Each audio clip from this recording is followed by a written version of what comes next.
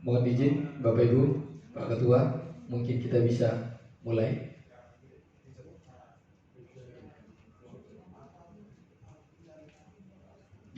Jadi siang hari ini kita akan mendiskusikan terkait dengan arah kebijakan bantuan keuangan khusus dalam konteks pemberdayaan ekonomi dan penyelesaian masalah kemiskinan.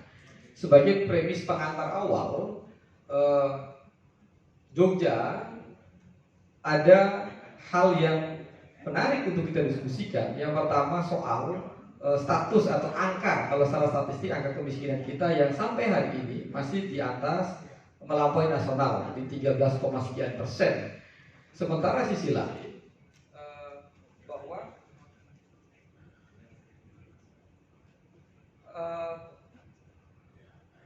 IPM kita itu termasuk tinggi ya se-Indonesia bahkan. Nah, ini menarik bagaimana korelasi antara IPM, karena struktur komponen pembentuk IPM itu ada pendidikan, lalu kemudian ekonomi, ya kesehatan, ya itu adalah komponen pembentuk IPM. Nah, Bapak Ibu semua, DIY sebagai salah satu daerah istimewa yang memiliki kebijakan desentralisasi asimetris tentu memiliki banyak diskresi kalau dalam perspektif kewenangan bagaimana mengelola dana IS yang hari ini salah satunya bahwa pemerintah DIY membuat terobosan kebijakan yaitu adanya BKK, bantuan keuangan khusus. Nah, yang ingin kita dengar adalah di dalam kebijakan BKK ini program dan kegiatan apa saja yang kemudian bersentuhan langsung dengan kebutuhan dan persoalan yang dihadapi oleh masyarakat di wilayah DIY, khususnya di kota Yogyakarta.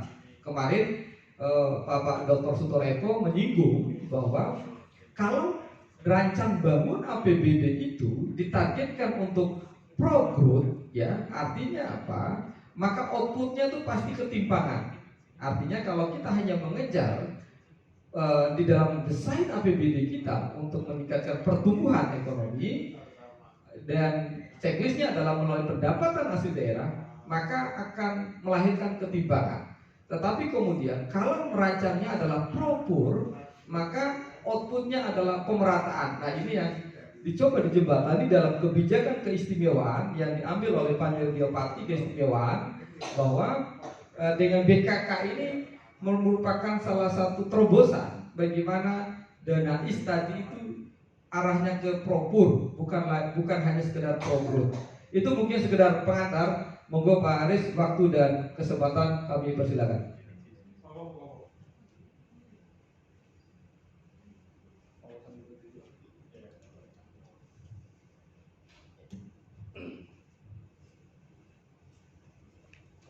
Assalamualaikum warahmatullahi wabarakatuh. Waalaikumsalam.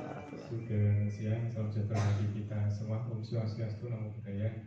Salam kebajikan. Yang kami hormati Bapak Ketua DPRD Kota Yogyakarta, yang kami hormati pimpinan DPRD Kota Yogyakarta, Bapak Ibu semua, anggota DPRD Kota Yogyakarta yang kami hormati pula. Kesempatan kali ini kami tadi menarik yang disampaikan oleh Mas Arief ini. Kadang-kadang kritikan pertama itu membuat kami harus menjawab dulu. Jadi bicara kemiskinan di Jogja itu sangat menarik Bapak Ibu. Kemudian dikaitkan dengan dana IS menarik lagi, karena semua hal negatif di Pemda ini nggak ada lain bisa dikaitkan dengan dana IS. Kalau ada kemiskinan, dana IS di mana? Jogja dapat dana IS kok masih miskin. Kalau kemudian macet, dana IS kok masih macet. Kemudian nganggur, dana IS kok nganggur. Ada orang berkelahi di titik nol, dana IS kok masih ada klinik. Semua hal negatif bisa dikaitkan dengan dana IS. Bagi kami ini sangat menarik, gitu. Menjadi tantangan bagi kami untuk menjawab itu. Walaupun saya yakin Bapak Ibu juga besok dana IS itu 1,4 triliun. 1,42 ini baru tahun ini. Tahun sebelumnya 1,32 selama 3 tahun, kemudian tahun ini 1,42.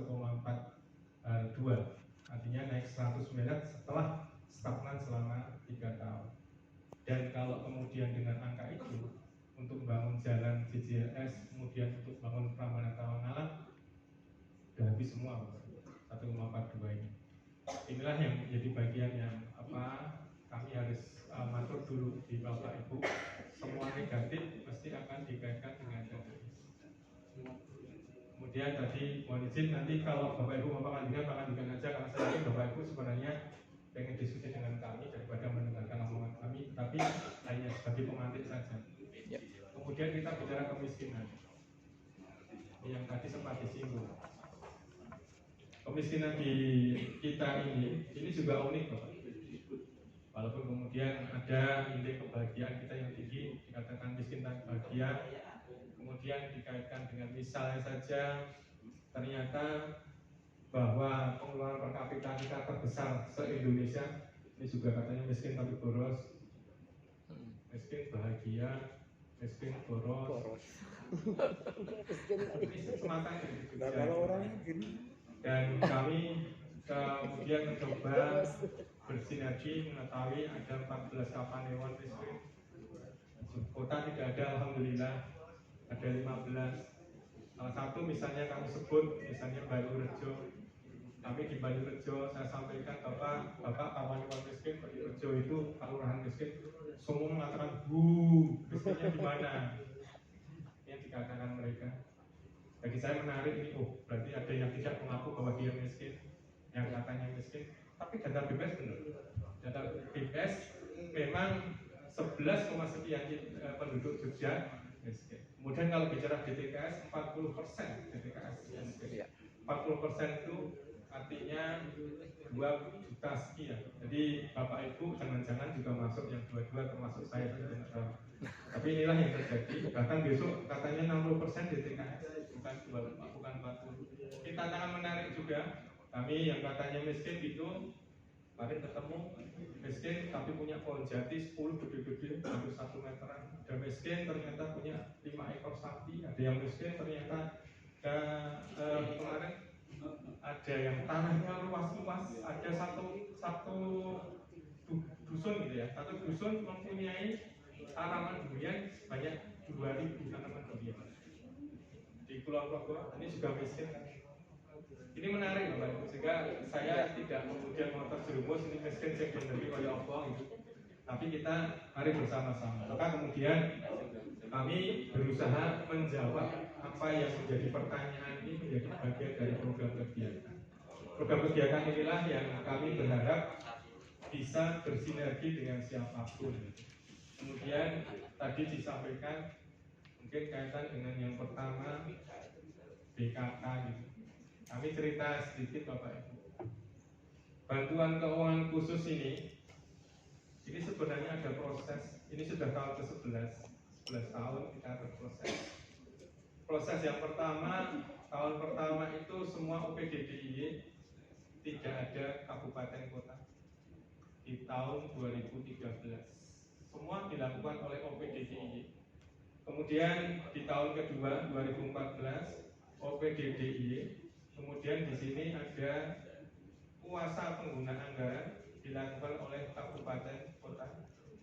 Artinya ini dilakukan oleh OPD-nya kabupaten kota, tetapi sebagai kuasa pengguna anggaran dari OPDDIY.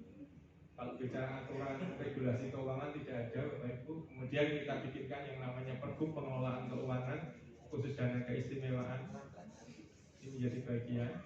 Maka kemudian ada OPD-nya Dinas Kebudayaan, tetapi kuasa pengguna anggarannya Dinas Pariwisata Kabupaten. Dispar Kabupaten kuasa pengguna anggaran dari Disput DIY. Ini nggak ada, Bapak. Adanya cuma di Jogja mulai tahun 2014.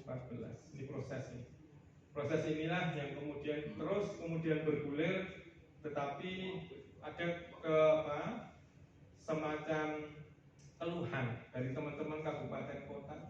Satu, bahwa merasa kuasa pengguna anggaran itu harus lapor pada TA-nya, sehingga dia merasa saya tidak leluasa.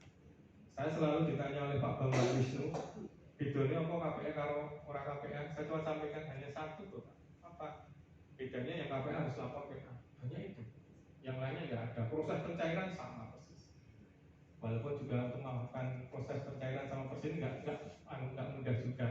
Proses dulu pernah ada yang saya salah satu kepala dinas ke kami ngasih karung mau ambil uang ke DIY gitu.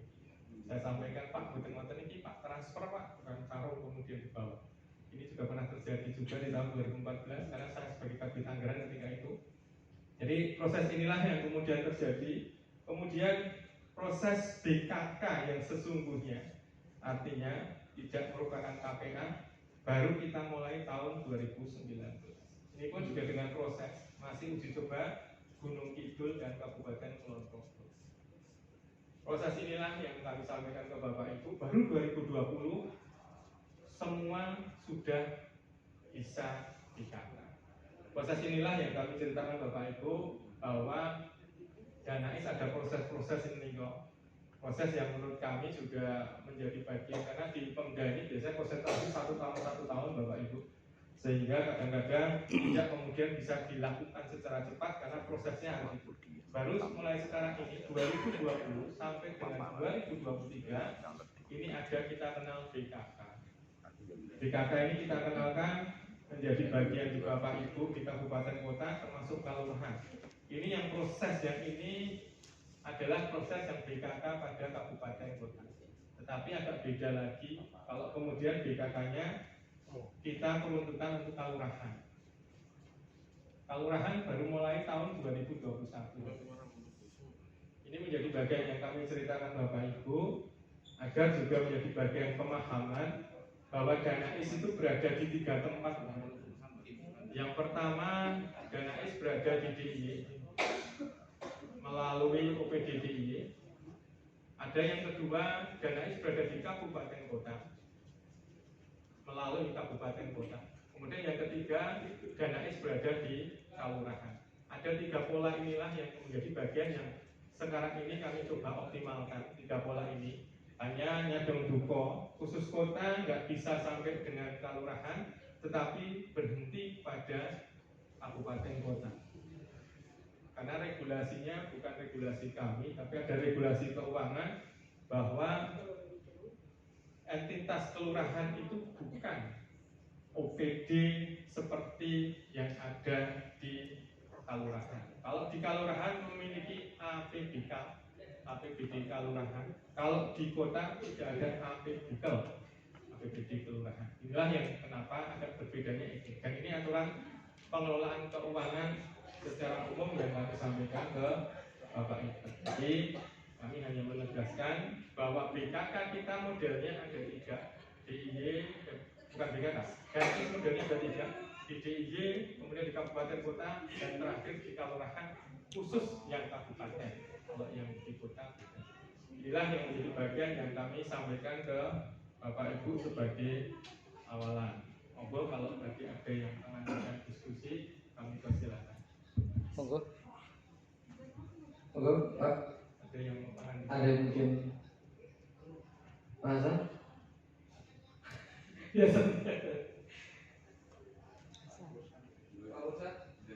atau kalau belum saya teruskan dulu. Saya pada kesempatan kali ini kami akan menyampaikan sedikit tentang keistimewaan di Yogyakarta. Walaupun saya yakin Bapak Ibu sudah berulang kali barangkali mendengarkan entah omongan kami, entah omongan teman-teman kami di Pani Radio Keistimewaan. Bapak Ibu, Pani Radio Keistimewaan berdiri baru tahun 2019 dengan Perdais nomor 1 tahun 2018. Di Pani Radio pertama kali Pak Beni Suharsono tertanggal 3 Januari 2019, kemudian digantikan kami 3 Agustus 2020. Ada 20 bulan baru kemudian kami sudah mau tahun ketiga. Kelihatannya sudah mau digantikan Bapak tersebut. Jadi ini yang perlu kami sampaikan ke Bapak Ibu, bahwa Pani Radio Keistimewaan mempunyai ketugasan Bapak Ibu, biar Bapak Ibu juga perso, walaupun saya yakin juga sudah banyak perso. Satu, Pani Radio Keistimewaan mempunyai tugas penyiapan bahan urusan keistimewaan. Ini yang pertama. Kemudian yang kedua, kami mempunyai tugas untuk perencanaan dan pengendalian keistimewaan. Kemudian yang ketiga, kami punya tugas untuk koordinasi administrasi keuangan urusan keistimewaan. Jadi yang berurusan dengan Jakarta, berurusan dengan Bapak Ibu kelurahan dan sebagainya yang berkaitan keuangan, merupakan ketugasan dari kami. Nah, berkaitan dengan keistimewaan Bapak Ibu, saya yakin Bapak Ibu sudah perso, ada perdaisnya, kemudian ada kaitan dengan dasar hukum yang lain, termasuk penggunaan kewenangan keistimewaan dipergunakan untuk apa? Untuk 5 urusan. Tetapi khusus BKK tidak pada 5 urusan, tetapi kalau berdasarkan pergub itu hanya di 3 urusan. Pergub peraturan kepala. Tetapi kalau di pergub ada 4 urusan, tetapi kalau di PMK terbaru ini mengarah kepada 3 urusan di luar kelembagaan dan tata cara. Ini juga menjadi diskusi kami dengan beliau di pusat sampai hari ini, karena kaitan dengan reformasi kelurahan dan kelurahan. Kalau kemudian kita tidak boleh membeda-bedakan, ini artinya yang melakukan semua di tingkat tinggi. Dan masih diskusi terus dengan pemerintah pusat. Tetapi untuk PMK terbarunya memang bunyinya kaitan dengan 3 kebudayaan, pertanahan, tata ruang sangat memungkinkan untuk kemudian dibedakan. Kalau yang nomor 1 dan nomor 2 tidak, walaupun masih diskusi ini. Kemudian Bapak Ibu, ini cerita tentang keistimewaan. Mungkin juga untuk kami pun juga selalu menyampaikan ini agar kami juga selalu ingat tentang keistimewaan di Yogyakarta. Satu, berasal dari APBN atau IMAP. Sehingga inilah yang kadang-kadang selalu diskusi kaitan dengan usulan ini, kewenangan membahas dan sebagainya. IMAP itu artinya yang diarahkan oleh pemerintah di Jakarta. Kemudian yang berikutnya membiayai 5 urusan yang kami sampaikan ke Bapak Ibu tadi. Dan ini merupakan bagian APBD. Inilah yang kemudian kadang ada yang kemudian mengatakan IRMAK kok bagian dari APBD. Di IRMAK itu temannya ada di AK, ada di ID, ada juga di BHCHT dan sebagainya. Itu teman-temannya IRMAK. Jadi IRMAK itu jangan diartikan bahwa hanya dana isboten, tapi di AK, di ID, di BHCHT maupun yang lain-lain yang berasal dari pusat yang sudah disepakati penggunaannya itu namanya IRMAK. Kemudian merupakan bagian APBD karena memang harus masuk di APBD dulu. Walaupun modelnya ada yang bisa dimurni, ada di perubahan penjabaran, tergantung dari kapan itu bisa dimasukkan.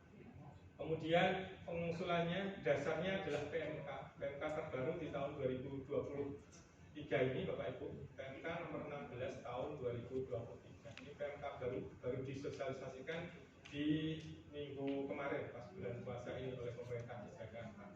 Kemudian pengusulan kabupaten kota dasarnya adalah peraturan kepala daerah. Sampai saat ini khusus untuk pemerintah kota usulannya menggunakan Pergub 85 tahun 2019. Kemudian proses pencairan anggaran bertahap melihat kinerja program kegiatan dan kinerja keuangan. Ini yang menjadi bagian yang selalu kami sampaikan ke Bapak Ibu di pemerintah kabupaten kota termasuk kelurahan. Karena proses pencairannya itu ternyata juga tidak mudah. Seperti saat ini kami sudah menggunakan 15%. Jadi kami cerita sedikit Bapak Ibu.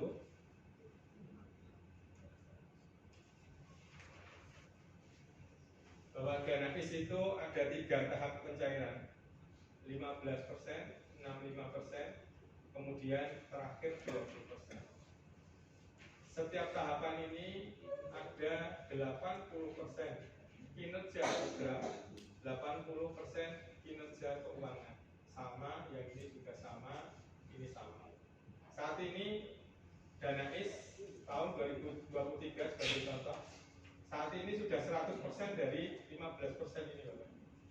Tetapi kami proses mencairkan yang ini belum bisa karena ada syarat-syarat tertentu yang kami harus memenuhi. Nah kadang-kadang inilah yang menjadi bagian. Kemudian yang berikutnya, apabila ada silpa Bapak Ibu, silpa itu bukan tabungan. Dan silpa ini akan jadi pengurang tahun berikutnya. Ini yang perlu kami sampaikan ke Mas Arif. Jadi ini bukan pengurang. Nah, inilah yang menjadi bagian yang kami sampaikan ke Bapak Ibu. Ada prosentase ini yang kenapa kami sampai dengan kelurahan pun juga butuh proses baru tahun 2021 setelah sekian tahun itu.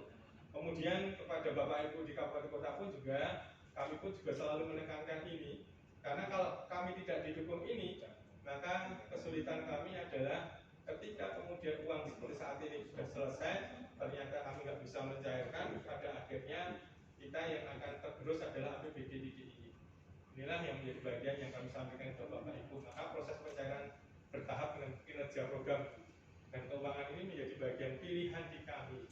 Sehingga kadang-kadang kami terus terang mawon Bapak Ibu, ada saat tata kalanya, saatnya kami tidak bicara program kegiatan yang bagus sekali, tapi bagaimana program kegiatan yang bisa menyerap anggaran dengan pasti. Sebagus apapun kalau pada akhirnya jadi silpa, paling kami akan disalahkan oleh masyarakat termasuk Bapak Ibu, goblok banget kok, silpa dan sebagainya.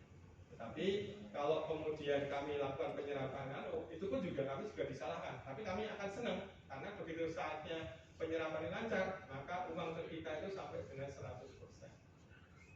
Kami pernah tidak dapat 100% di 2 tahun pertama, baru tahun ketiga kami belajar, ternyata memang pada saat perubahan berikutnya kami akan berbicara tentang penyerapan, bukan sekedar bicara tentang bagaimana program kegiatan itu baik atau istimewa. Ini yang perlu kami sampaikan ke Bapak Ibu. Walaupun kalau ada yang baik istimewa menyerap banyak, itulah yang merupakan jackpot bagi kami. Kalau nggak ada ya kami milihnya yang bukan itu. Bapak Ibu yang hormati, kemudian kewenangan keistimewaan masih di DIY. Ini yang perlu kami sampaikan ke Bapak Ibu. Menikah tentang DNAIS, ya sekilas tentang DNAIS yang barangkali Bapak Ibu sudah sering mendengar ini. Ini sebenarnya hanya proses saja, sama dengan yang tadi yang kami ceritakan, juga sama. Kemudian kebijakan juga sama. Ini arah pembangunan. Jadi Bapak Ibu juga saya yakin, kami pun juga diarahkan untuk kemudian memanfaatkan dana keistimewaan untuk mendukung visi misi dari Bapak Gubernur. Bagaimana kita mengarah pada fokus pantai selatan di wilayah selatan, kemudian reformasi birokrasi dan pemanfaatan teknologi informasi. 3 hal inilah yang menjadi bagian titik poin kami dalam rangka untuk mengoptimalkan dana keistimewaan. Kemudian Bapak Ibu, kalau ini kaitan dengan pengaturan keistimewaan termasuk kerangka investasi keistimewaan, bahwa kaitan dengan 5 kegiatan yang ada di keistimewaan, dari 5 yang ada tersebut, urusannya ada 5, kemudian ada 5 tujuan. Jadi 5 tujuan inilah yang selalu dipertanyakan pada kami berkaitan dengan apa yang menjadi bagian yang dimintakan kami menyampaikan di forum ini adalah kaitannya dengan nomor B, meningkatkan atau mewujudkan kesejahteraan dan ketentraman masyarakat. Inilah yang selalu dipertanyakan. DNAIS apakah mungkin untuk kemudian kesejahteraan dan ketentraman masyarakat. Selain ada 4 yang lain, baik itu pemerintahan yang demokratis, pemerintahan yang baik, maupun berkaitan dengan tata pemerintahan dan tata sosial yang menjamin kebinekaan kebudayaan. Dan yang terakhir, yang selalu juga kami sampaikan di berbagai macam forum, yaitu melembagakan peran dan tanggung jawab Kasultanan dan Kadipaten dalam menjaga dan mengembangkan budaya Jakarta yang merupakan budaya bangsa. Inilah Bapak Ibu, 5 hal inilah yang menjadi bagian titik-titik yang selalu menjadi bagian perhatian. Poin B sama poin E itulah yang menjadi bagian konsentrasi kami yang paling utama. Lanjut, kemudian kaitan dengan semangat keistimewaan di Yogyakarta, Harisakan Paling Dumadi, Manggala Gusti, dan lain-lain. Jadi Bapak Ibu, di keistimewaan ini sampai saat ini masih ada 2 pemahaman. Satu, memahami keistimewaan secara sempit. Ada yang memahami sangat luas. Ini yang menjadi bagian yang kami selalu menghadapi ini. Ketika kemudian bicara sempit, ketika kemudian ada DNAIS dipergunakan untuk pariwisata, kemudian dikaitkan dengan yang di atas tadi, ini nggak ada tulisan pariwisata, adanya kebudayaan, pertanian, dan tata ruang. Berarti DNAIS itu nggak boleh untuk pariwisata. Ini yang sebutkan. Kemudian bicara misalnya Jalan Suroto, trotoarnya diperbaiki, itu juga dikatakan ini nggak sesuai dengan dana keistimewaan, karena di situ nggak ada tulisan trotoar dan sebagainya. Ini yang memahami secara sempit. Banyak banyak yang seperti ini, dan tidak hanya di Bapak Ibu, di internal kami pun juga kadang ini pun juga terjadi. Ada yang pengennya itu terkotak-kotak sempit sekali. Tetapi banyak yang kemudian yang berkembang selama ini adalah yang terlalu luas. Yang berkembang sekarang ini yang terlalu luas. Terlalu luas adalah kaitan dengan dana is penggunaannya bisa untuk apapun. Apapun pokoknya negatif, dana is yang disalahkan. Ini yang terlalu luas. Yang tadi kami sempat cerita di awal, kemiskinan, tak pengangguran, kemudian kaitan dengan kemacetan, kaitan yang lain, semua akan dikaitkan dengan dana is. Tidak ada satupun yang tidak dikaitkan dengan dana is. Walaupun prosesnya tidak seperti itu, sampah pun juga sama. Sampah piungan misalnya, kita juga disalahkan. Kenapa ada dana is kok masih sampah piungan masih terjadi? Nah ini menjadi bagian yang cukup istimewa. Dan kami akan berusaha jawab itu, tetapi tidak pada fokus yang langsung. Karena kalau fokus yang langsung, kami akan salah. Karena dari perencanaannya memang kami tidak tahu perencanaan kaitan dengan ini semua. Ini yang menjadi bagian. Kemudian Bapak Ibu yang perlu kami sampaikan juga, ini visi-visi Bapak Gubernur yang tadi sempat kami sampaikan. Jadi kita tidak mengarah pada visi-visi beliau. Terus kemudian ini tujuan tadi yang kami sampaikan ke Bapak Ibu. Dan yang ini Bapak Ibu, ini ada 12 peta jalan. Ada 12 peta jalan. Bapak Ibu, pemerintah di Jakarta itu mensyaratkan DIY agar segera menjadikan rencana induk keistimewaan. Kalau rencana induk keistimewaan tidak jadi, maka ancamannya dana is akan dikurangi sampai dengan separuh. Ini yang perlu kami sampaikan ke Bapak Ibu. Alhamdulillah tahun 2021 sudah ada pergub tentang rencana induk keistimewaan nomornya 131 tahun 2021. Monggo Pak mau digambar. Di dalam rencana induk ini banyak yang kemudian diinginkan, diamanahkan, tetapi kami selalu menjaga dengan semacam program kegiatan yang bisa menjadi naungan dari semua aktivitas. Maka ini yang kemudian yang kami munculkan untuk 5 bidang urusan keistimewaan. Yang pertama, revitalisasi kawasan sumbu filosofis dan sumbu imajiner. Ini berada dari titik Merapi sampai dengan Parangkusumo, sehingga kalau pemerintah kota di sumbu filosofi, sehingga kegiatan di sumbu filosofi ada payung hukumnya. Apa yang kami lakukan di sumbu filosofi ada payung hukumnya. Ini yang menjadi bagian yang kami sampaikan ke Bapak Ibu, dan khusus pemerintah kota, tampaknya sumbu filosofi ini menjadi salah satu pengembang yang harus kemudian bersinergi dengan dana keistimewaan. Kemudian yang kedua, pengembangan potensi satuan ruang strategis.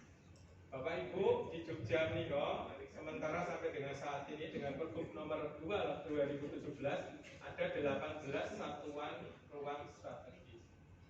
Dari 18 satuan ruang strategis ini salah satunya sumbu filosofi, kemudian ada Kasultanan, ada Kadipaten. Kalau yang di pemerintah kota ada 18.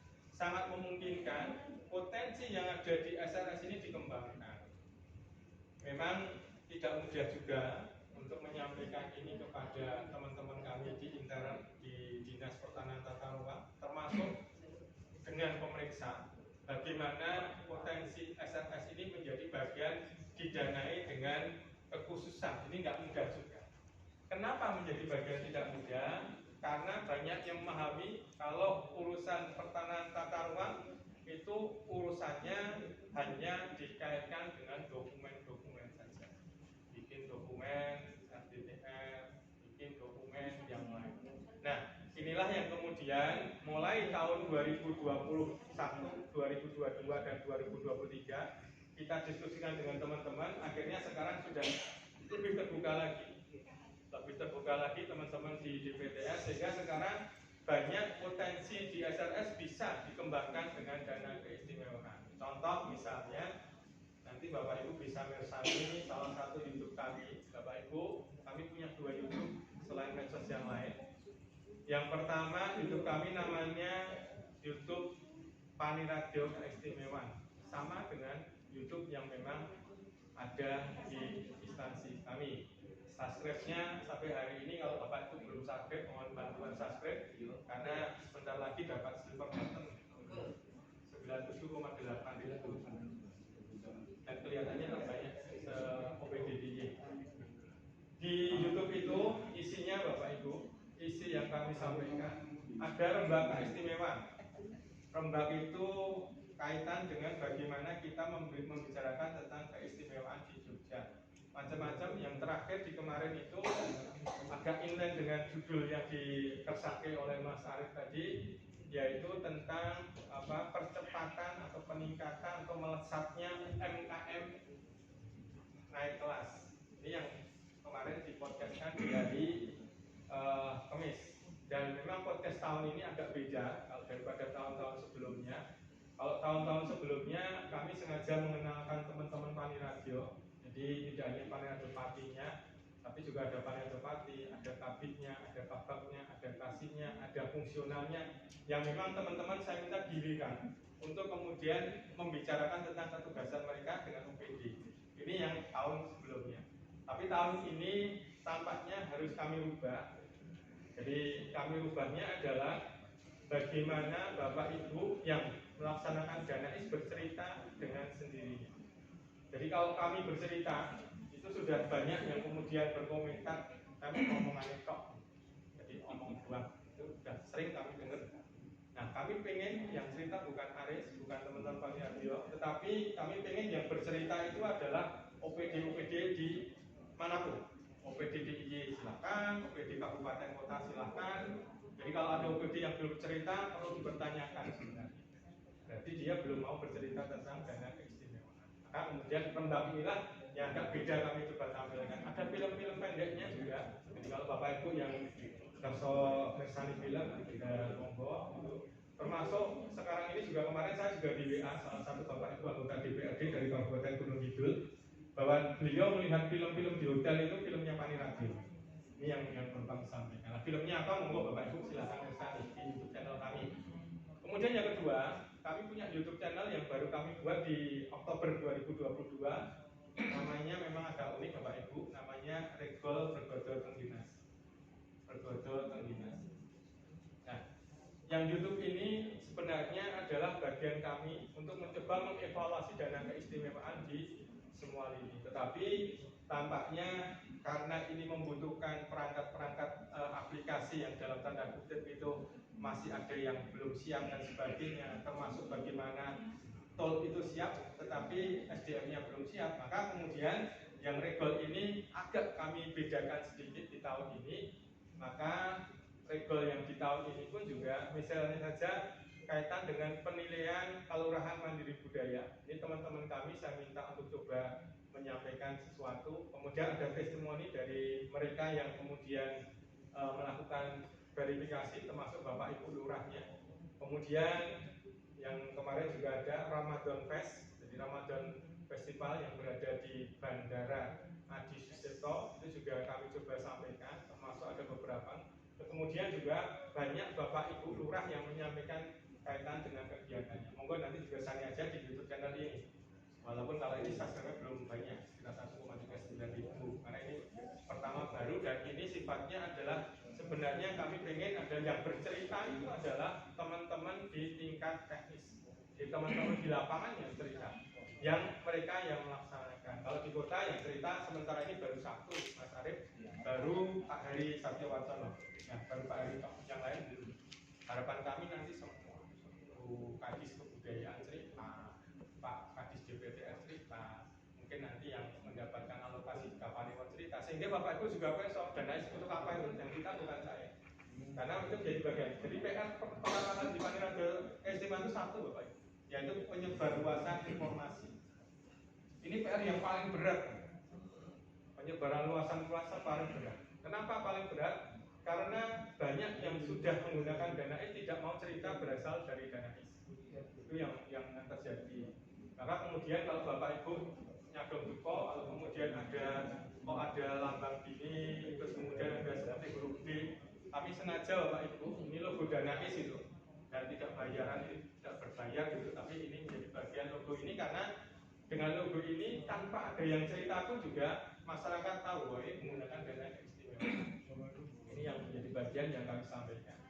Sehingga sekarang ini kami memang ada yang kami paksa langsung, tapi ada banyak yang tidak kami paksa.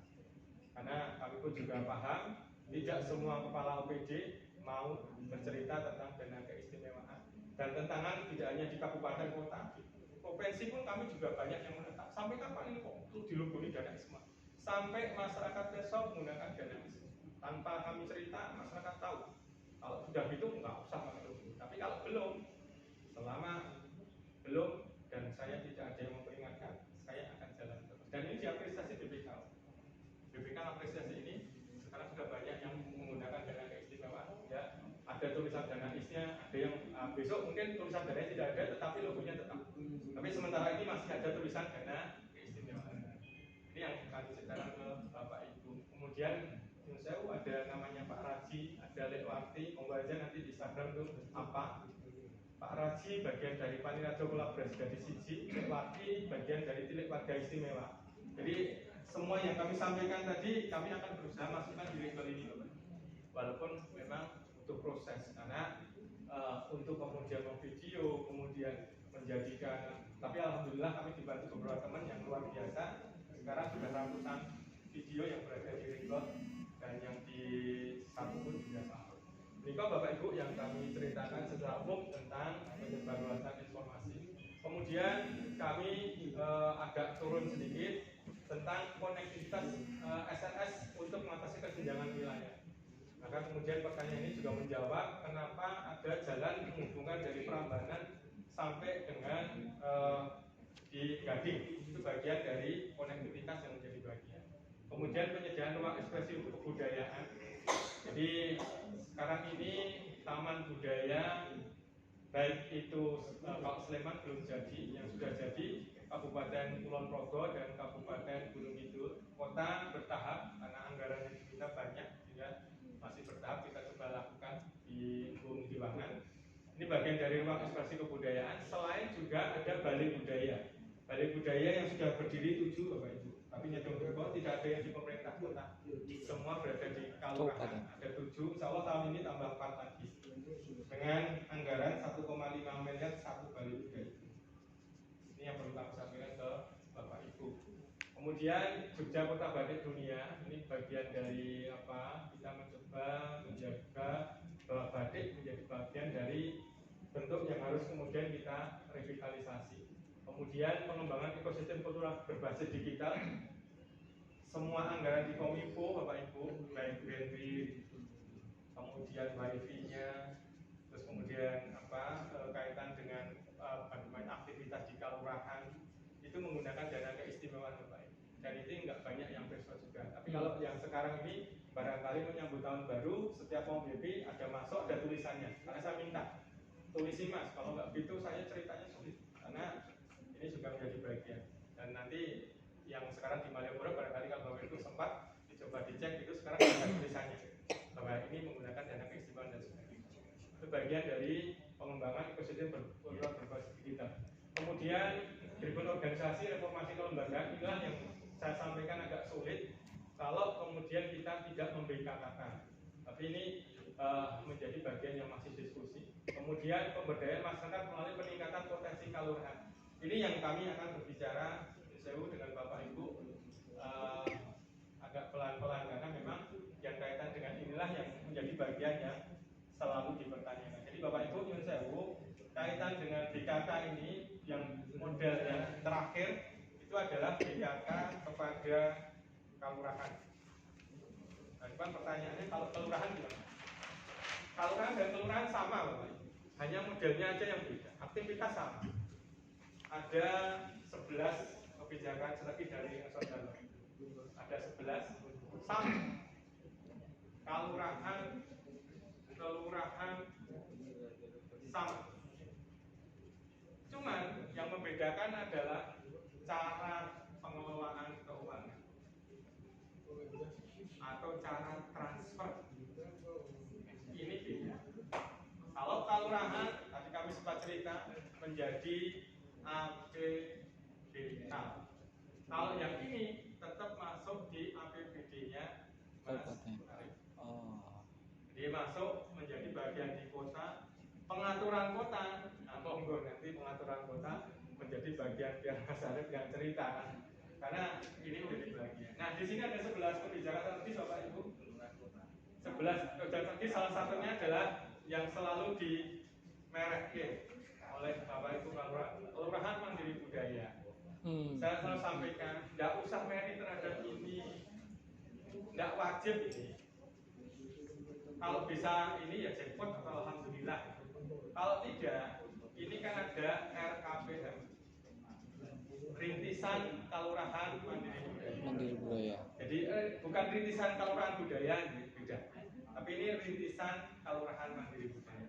Rintisan itu bisa kelurahan prima yang diampu oleh Bu Erlina, kalau menurut kami di P3 P2, bisa kelurahan wisata atau kelurahan wisata yang diampu oleh Dinas Pariwisata di ini.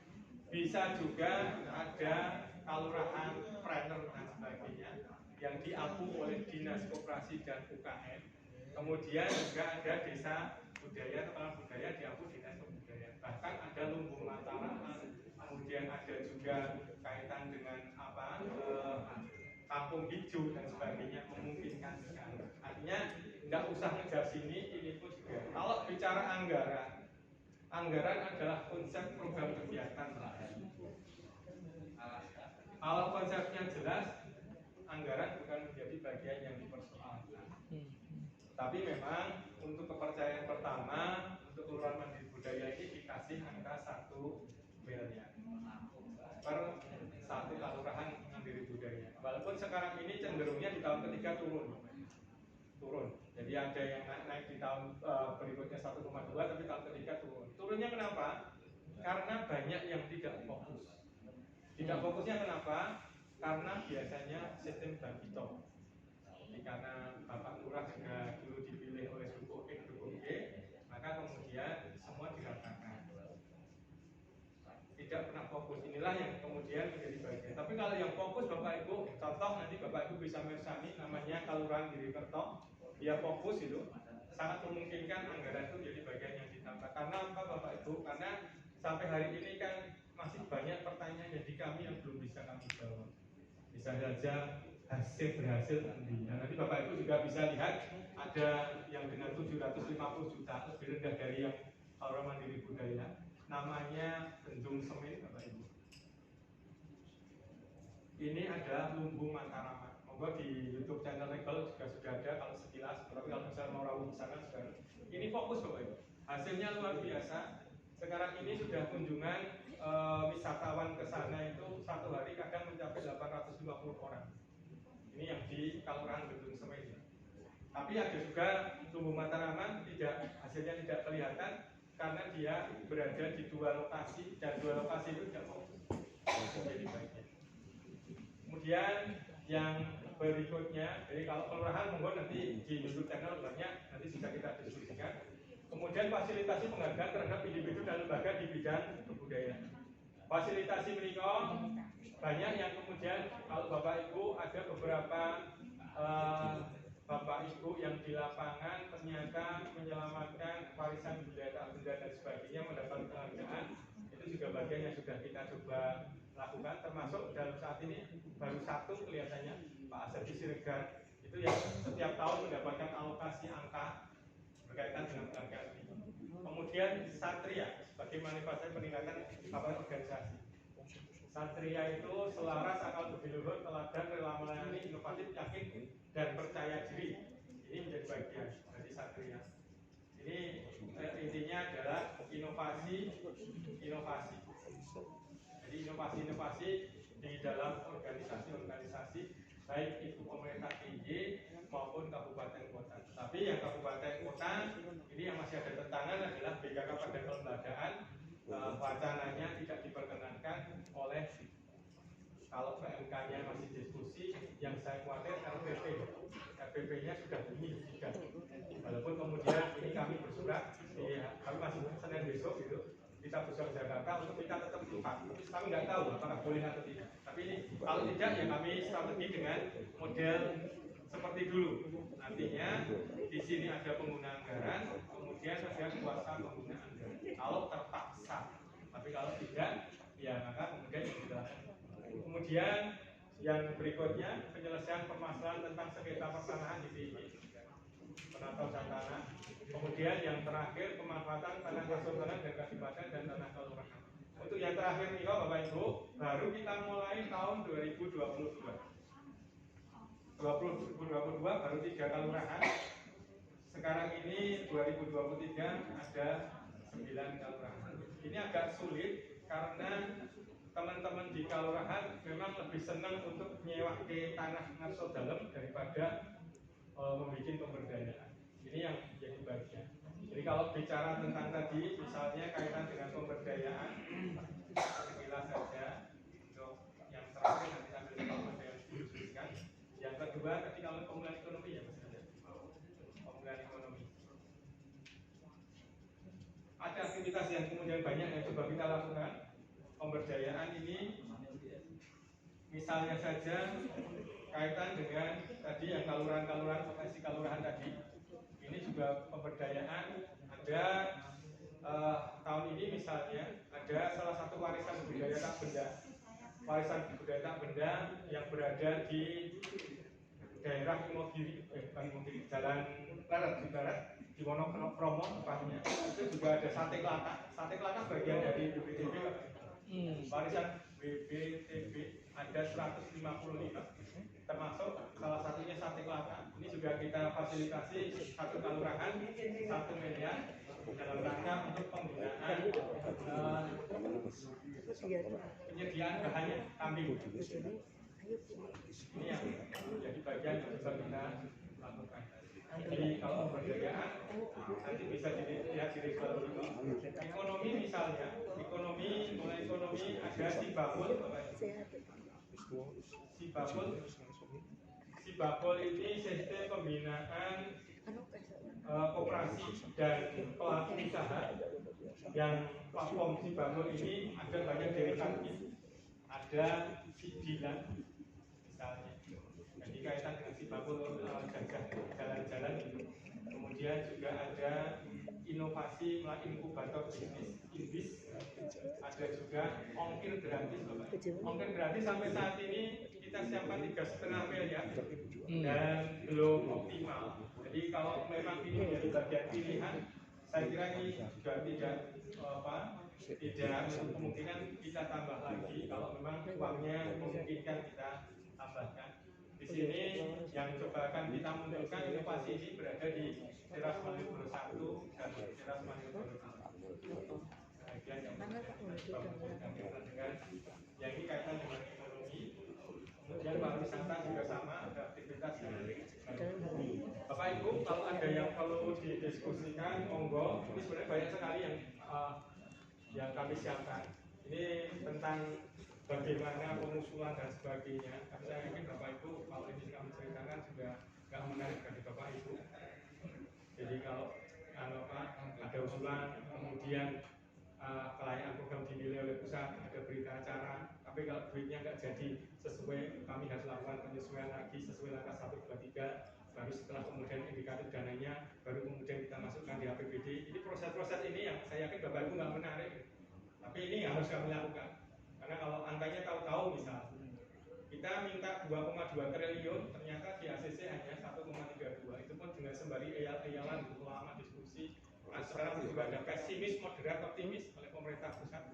Ternyata pusat memberikan kita di posisi pesimis, tapi begitu kemudian berjalan waktu, ternyata pesimis plus, kami harus menyesuaikan lagi Bapak Ibu. Jadi semua penyesuaian itu ada berita acaranya. Yang menilai adalah pemerintah di Jakarta. Inilah yang kenapa Insya Allah kalau Bapak Ibu mendengar dari Bapak Ibu anggota DPRD DIY, kami selalu keberatan kalau kemudian pokoknya ini kudono sampai ini. Karena kalau kemudian masuk di sini terus nggak ada, saya digantung saya. Nah ini siapa yang berani jamin bahwa ini angkanya ini tetap segitu? Nggak ada. Tapi kalau kemudian bagi proses dan sebagainya asal mengalir, kalau budget usulan dicoret, ya jangan nyalahkan kami, monggo. Ini bagian proses. Ini yang kami sampaikan. Kemudian ini ada penilaiannya, yang dinilai apa saja Bapak Ibu. Di situ ada kesesuaian dengan prioritas nasional, usulan sesuai dengan Perdais, kewajaran nilai program dan kegiatan, kemudian efisiensi efektivitas, dan terakhir adalah pemantauan evaluasi pelaksanaan dana IS. Ini yang kami sampaikan Bapak Ibu. Dan nomor 5 ini kupingnya teman-teman di Jakarta sangat sangat sensitif, apalagi Jogja misalnya saja kemarin itu ini ada yang PT ke Bali 100 orang lebih langsung sensitif sekali, langsung saya dipanggil. Misalnya saja ini kok ada pembebasan tanah mengarah ke Surat Majan, ini katanya yang dibebaskan ini milik Kesultanan. Wah, itu kami pun juga kupingnya mereka langsung kemudian kami langsung ke Jakarta untuk menjelaskan semua. Barangkali Bapak Ibu pun juga berkomentar di yang tentang keisian, semua juga masuk di sana. Misalnya Hotel Mutiara masuk TM1, TM2 masuk, itu mereka langsung komen ke kami. Dan itu bagi kami adalah hiburan yang tidak menarik tapi hiburan juga. Nanti itu bagian pertama itu. Nah, ini yang nomor 5 itu Bapak. Nah, kalau kami bisa menjawab lulus maka dana IS tidak akan berguna.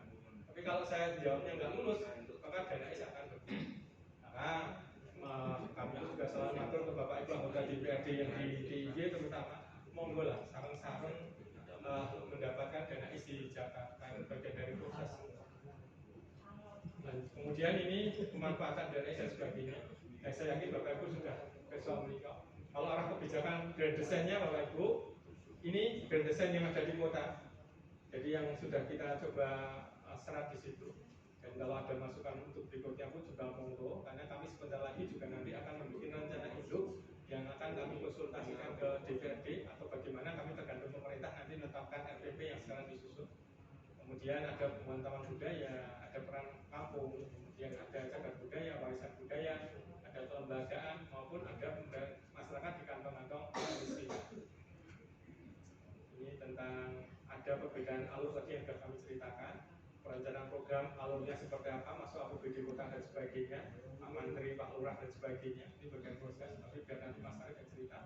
Ini penganggaran pun, ini yang selalu diingatkan oleh Pak Gubernur kami, potensi kelurahan atau kelurahan, pengentasan kemiskinan, mengurangi pengangguran, pemberdayaan masyarakat, dan peningkatan investasi. Ini yang selalu dimanfaatkan kami pada kali ini. Ini beberapa bentuk yang sudah berjalan pada karya juga di tenaga kerja dan transmigrasi. Walaupun kalau di pemerintah kota agak unik lagi, kalau yang kaitan sekarang ini hampir 114 titik untuk dinas tenaga kerja. Tetapi kalau yang di pemerintah kota tahun 2022 5 kelurahan, 2023 tidak ada karena tidak ada usulan. Kemudian ada Lumbung Mataraman, kemudian ada UMKM Sibabon, rumah tidak layak ini di perkotaan ini juga menarik ini Bapak Ibu.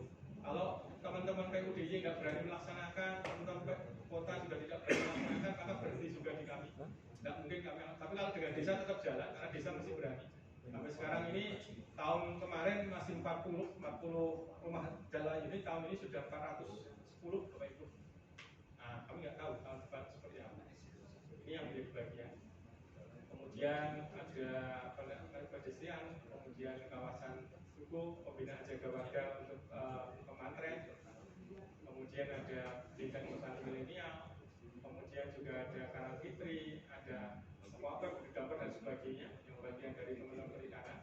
Kemudian juga ada pasar tiba dan sebagainya, koperasi. Ini yang pemantren yang kemarin mendapatkan alokasi. Kemudian ini yang 100-an ini yang juga dari tahun sebelumnya belum ada Bapak Ibu. Tahun sekarang ini pemantren mendapat alokasi 100 juta masing-masing pemantren.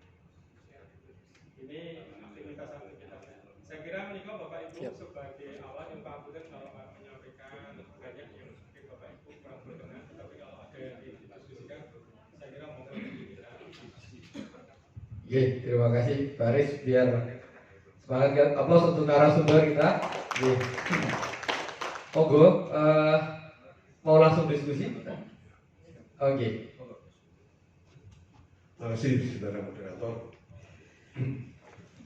Yang saya hormati Pak Aris dari Tani Radio di daerah Istimewa Yogyakarta. Ini Pak, kebetulan saja, Pak, saya tinggal di Kecamatan Kraton. Ya. yang dinamakan Sumbu. Itu kan dari Tugu sampai ke Kerapian. Nah, area Kecamatan Kraton itu masuk enggak Sumbunya, Pak? Karena apa? Saya lihat jalan dari Magangan Wetan, Magangan Kulon, sing setiap hari ada tamu Perdana Menteri atau mungkin duta besar, jalannya elek nguri peteng, jauh dari yang saya lihat di jalan di Gunung Kidul, lebih bagus daripada di kota Yogyakarta. Satu. Yang kedua, Pak, yang kedua ini tadi Bapak mengatakan SKPD atau OPD ngomong gitu. Nah, tidak bisa ngomong soal mungkin keistimewaannya, ya belum mau ngomong. Yang kita Dewan ini selalu ngomong aja, orang kelakon Pak. Mohon maaf Pak, orang tahu kelakon. Salah satu contoh Pak, saya tinggal di belakang Dalem Mangkubumen Pak. Dalem Mangkubumen itu kan jelas itu punya keraton. Pagar yang ada di belakang Pak, itu udah mengelupas semua. Kadang-kadang putus jatuh. Ya kalau pas ada orang lewat, iso dibayangkan ya. Tapi selama ini belum pernah. Ya. Tapi itu membahayakan sekali. Yang sekarang dipakai oleh Widya Mataram paling belakang itu perbatasan dari RW 06, 07, 08 Pak. Itu temboknya bahaya sekali Pak. Tapi saya sampaikan di dalam reses kami Pak, yo sampai hari ini rakon ngomong itu. Nah, kalau kita tadi dari Pak Aris mengatakan OPD ngomong, lah kalau Dewan wis ngomong kemana corongnya itu Pak? Bisa enggak Dewan ini mengedukasi dari RW itu langsung neng radio umpamanya, supaya Pak terputus birokrasi Pak, sehingga betul-betul bisa maksimal dana yang ada itu. Banyak Pak, banyak sekali persoalan-persoalan di lapangan Pak, yang itu menyangkut itu kagungan Dalem, tapi kenyataannya ya ada juga Dalem Mangkubumen, Dalem Kanoman, ya Kanoman Kabupaten Kidul malah njaluk konblok ngganggu APBD kota. Kudune kan ya dana es Pak. Mohon maaf, ada lagi juga mongso kraton gerobak sampaian duwe. Saya terjadi reses dengan APBD kota nyampaikan gerobak 7 diminta di keraton, makanya RW yang dulu yang minta RW 11. Ini kadang-kadang saya bingung Pak. Bingung iki yo kudune sing kepiye. Wong ketoke yo danae sih ditek akeh gitu. Ditek akeh. APBD kota mepet banget dinggo kegiatan masyarakatnya aja ya masih harus seperti itu. Nah, ini Pak, terus bagaimana Pak Radio ini untuk memutus rantai atau supaya itu bisa berjalan putusan birokrasi itu bisa berjalan, sehingga apa yang menjadi tujuan, menjadi harapan dari Pani Radio ini cepat terwujud gitu. Ini kalau nggak ada tadi lagi dinamakan komunikasi nggak ada ya susah. Dewan harus kemana? Dewan kota ini kudu nunggu Bapeda, terus dinas kebudayaane meletre. Nah, ini kan jadi kita yang celaka di masyarakat, khususnya mohon maaf Pak, DPRD ini paling sambatan dhewe, ra mungkin sambat langsung neng DPRD provinsi atau apalagi DPRD RI, nggak mungkin Pak. Mesti yang ditubro itu teman-teman ini 40 orang ini Pak. Kemarin sempat bicara posyandu Pak, untuk apa beli timbangan. Sekarang lempar-lemparan dari dinas kesehatan ke DP3 apa itu Pak Mufaris? Itu DP lah ya. Kedawanan itu karena kokain. Nah, kadang-kadang seperti itu. Jadi itu Pak Haris, jadi kita kepinginnya itu, ayo kita sama-sama. Ya. Itu Pak Haris, terima kasih atas perhatiannya. Betul. Oke, monggo Bu Riri izin Mbak Haris langsung. Ya, terima kasih, singkat saja menyambung yang disampaikan oleh Pak Heri. Saya mau menanyakan, selama ini kan dana yang turun di Kota Jogja banyak untuk kegiatan fisik ya, pelestarian dan lain-lain. Padahal di depan mata sudah jelas terkait sampah itu menjadi permasalahan juga. Apalagi Kota Jogja ini adalah wajahnya DIY pada saat wisatawan datang ke DIY. Nah, pertanyaan saya, adakah kebijakan dari provinsi terkait dana untuk fokus nih terkait penanganan sampah, karena anggaran APBD kan juga terbatas.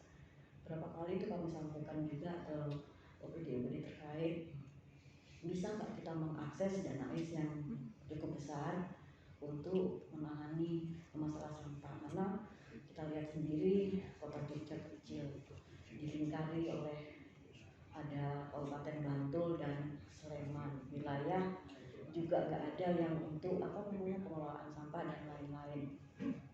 Tergantung dengan lingkungan terus, ya sampai kapan gitu loh, maksudnya apakah ada solusi yang terbaik dari provinsi untuk menangani masalah sampah di Kota Yogyakarta? Minimal dana yang besar itu menyelesaikan masalah sampah. Itu, terima kasih. Assalamualaikum warahmatullahi wabarakatuh. Oke, monggo. Assalamualaikum warahmatullahi wabarakatuh. Waalaikumsalam.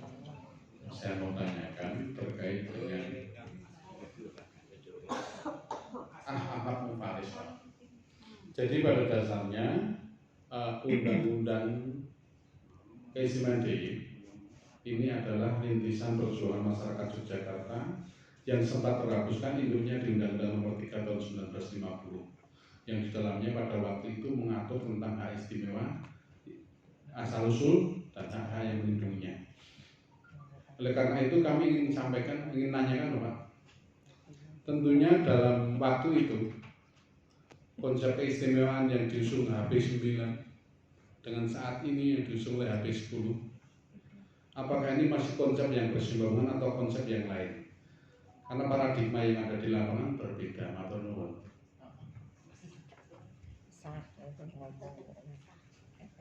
Mungkin 3 dulu. Monggo Pak. Apa tuh? Gurakan, Bu. Matur Subhanun. Yang pertama yang perlu kami sampaikan Pak Kali maupun Bu Riri, kami Bang Sulimah ya, dana itu nggak banyak. Saya Bang Sulimah ya. Jadi 1,4 triliun, 4,2 triliun kalau diberikan pupuk banyak sekali. Tetapi kalau kemudian dikaitkan dengan semua permasalahan di Jogja sangat kecil. APBD di DIY itu hampir 6 triliun, termasuk dana IS-nya, ada 5 triliun. Itu aja banyak yang tidak bisa diselesaikan. Maka PR yang paling berat adalah ketika dengan angka sedikit kami mencari gitu ya, aktivitas yang bisa menjadi bagian yang besar. Ini yang kami terus terang belajar. Salah satu pembelajaran kami adalah di kantor pada kelurahan, dan kalau kelurahan karena belum bisa di kelurahan, tetapi kalau di kota bisa. Ini jadi bagian pembelajaran ya. Dan waktu pembelajaran itu pun juga tadi sempat disinggung tentang bagaimana perjuangan keistimewaan. Kami digeruduk oleh Bapak Ibu Dukuh se-DIY.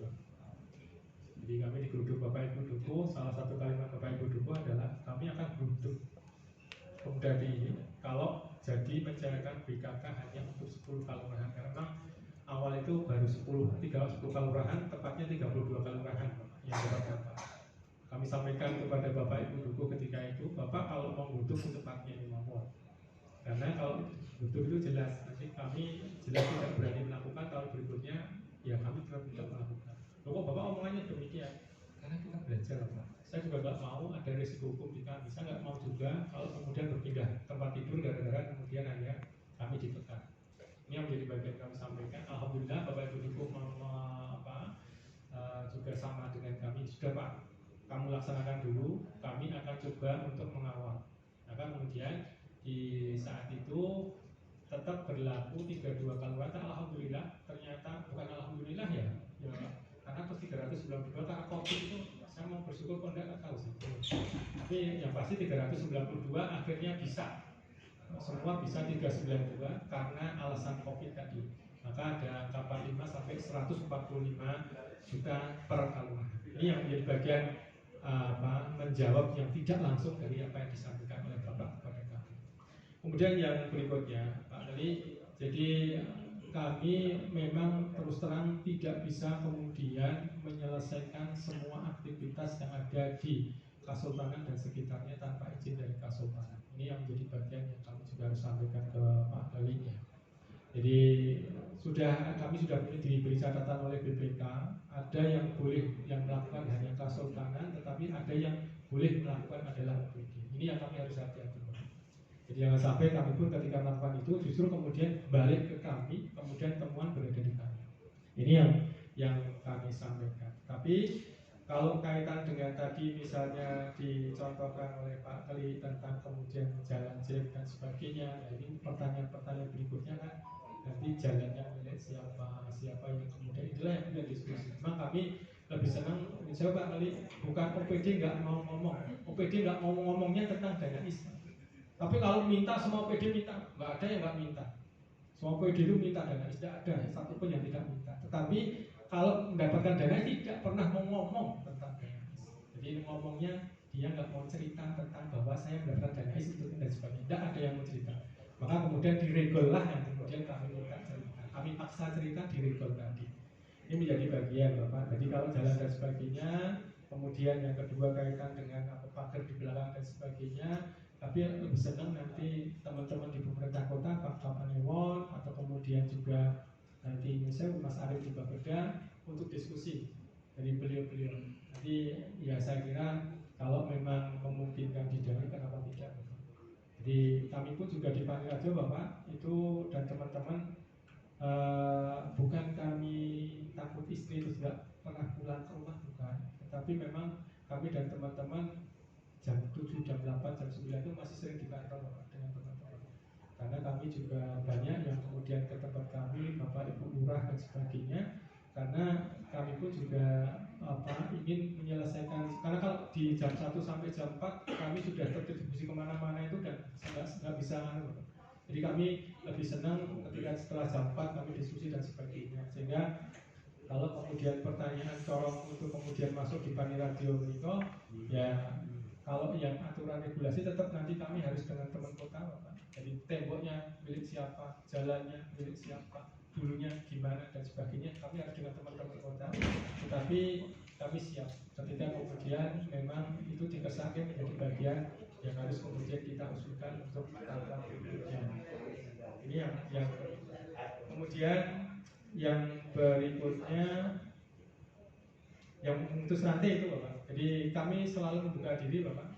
Kami di YouTube kami sering ada yang lembaga istimewaan, lembaga tentang X itu kemudian ada ini, jalannya masih kayak butuh pakai rembak, sudah nggak ada rembak-rembakan itu dihilangkan saja duitnya untuk nambal jalan. Itu komentar pedas. Juga ada baik dan bagi kami itu tidak masalah untuk bagian proses juga. Kami harus kemudian perbaiki mereka dan saya kira dengan pemerintah kota kami juga hubungannya cukup baik dengan Mas Arief, Mas Agus. Saya kira nanti ya kita diskusikan yang mana yang menjadi bagian. Tapi kalau nanti kewenangannya adalah milik Kasultanan, kami tidak akan berani melakukan tanpa seizin dari Kasultanan. Itu yang kali. Kemudian Kemudian yang berikutnya, ya sampai saat ini bahwa semua hal negatif, semua hal sedikit-sedikit, semua memang bisa kemudian dikaitkan keistimewaan. Tetapi ketika masuk di keistimewaan ini semua ada proses yang harus kemudian kami lakukan. Contoh misalnya, keistimewaan boleh nggak untuk ternak? Sangat boleh untuk ternak. Makanya kemudian tadi saya cerita ada Kelurahan Wonokromo yang mendapatkan alokasi 1 miliar untuk kandang dan ternak. Tetapi kemudian kalau itu dilakukan di kelurahan lain boleh nggak? Belum tentu. Karena dasar kami untuk melakukan kami harus punya dulu. Kalau Wonokromo tadi merupakan bagian warisan budaya tak benda, ada sate kelakak di sana, maka kemudian kami bergerak di sana. Kalau kelurahan bukan apa-apa, tidak punya predikat, tidak serta-merta kemudian kami alokasi. Karena kami akan salah jika mengalokasikan itu tanpa ada dasar. Kemudian pertanyaannya, itu kelurahan yang tidak punya predikat apa bisa? Sangat bisa. Ada yang tadi yang sempat kami sampaikan, misalnya padat karya Jogja Istimewa. Padat karya Jogja Istimewa ini bisa di kota, bisa di teman-teman kelurahan. Cuman yang membedakan kalau di kelurahan bisa dilakukan oleh teman-teman di kelurahannya, kalau kelurahan yang melakukan harus dari kementerian. Selama regulasi dari kota seperti itu, jika yang membedakan semacam itu. Yang kemudian dulu tidak pernah ada yang kemudian, jadi kami pun juga sebelum